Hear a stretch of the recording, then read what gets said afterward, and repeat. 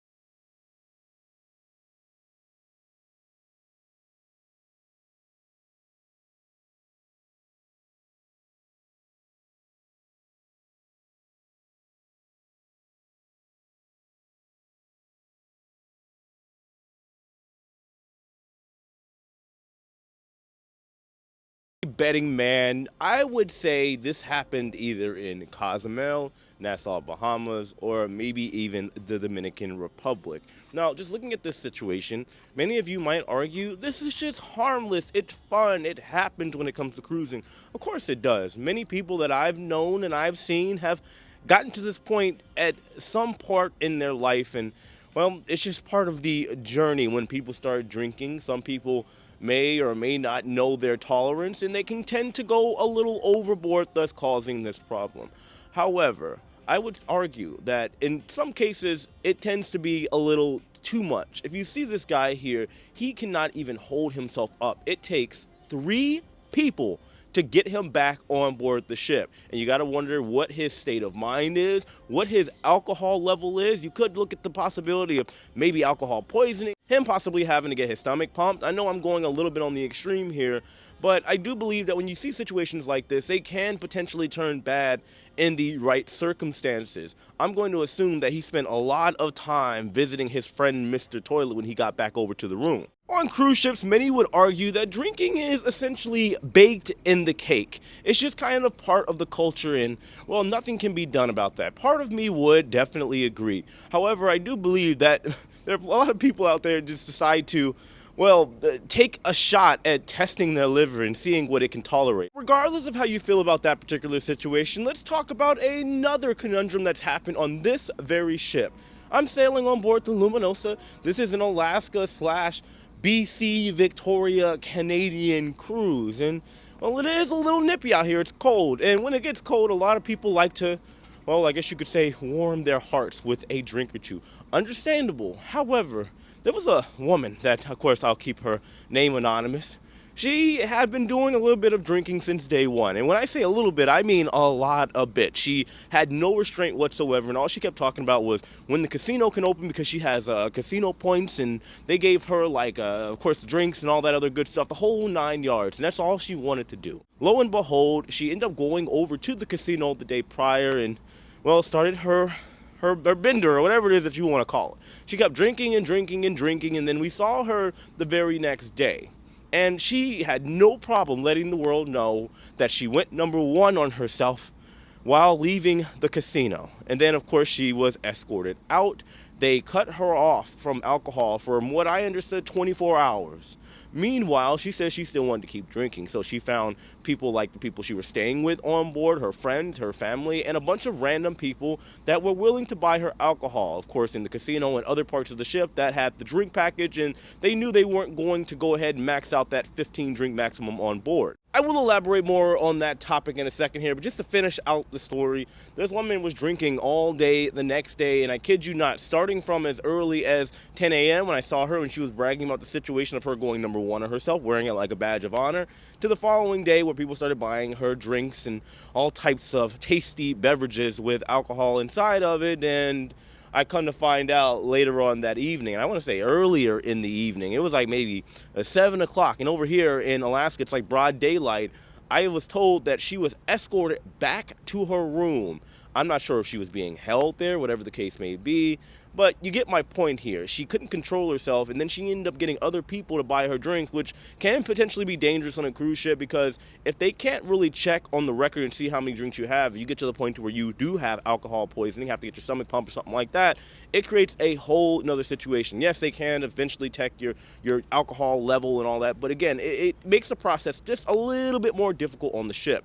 Now, one thing that is notorious about Carnival ships, unfortunately, is that there are a lot of people that have the Cheers package, that's the drink package, and you have a 15 drink maximum. There are a lot of people that unfortunately see that as a challenge. And the problem is, because I guess on the surface level, there's nothing truly wrong with you saying I'm going to max out my drinks because I paid for it, because drink packages can, of course, be a little pricey from time to time. The problem is for people that don't know their alcohol consumption levels, and they try to max it out knowing damn well they cannot max out that level safely or get to the point to where they can still be functional. And now we have situations where people are falling over, people are vomiting all over the place, they're causing a ruckus, they're getting aggressive, and honestly, that's something that should be definitely frowned upon. Moral of the story here, because I do have to wrap this bad boy up, it's getting about that time. I have to be off this ship in about 30 minutes. I gotta eat breakfast, hopefully edit this video and get it up, and that way you find folks can enjoy it. But I just want to say, if you guys don't know your limit, which everybody I do believe should, if you went to college, you're doing the fraternity, sorority stuff, you probably already do.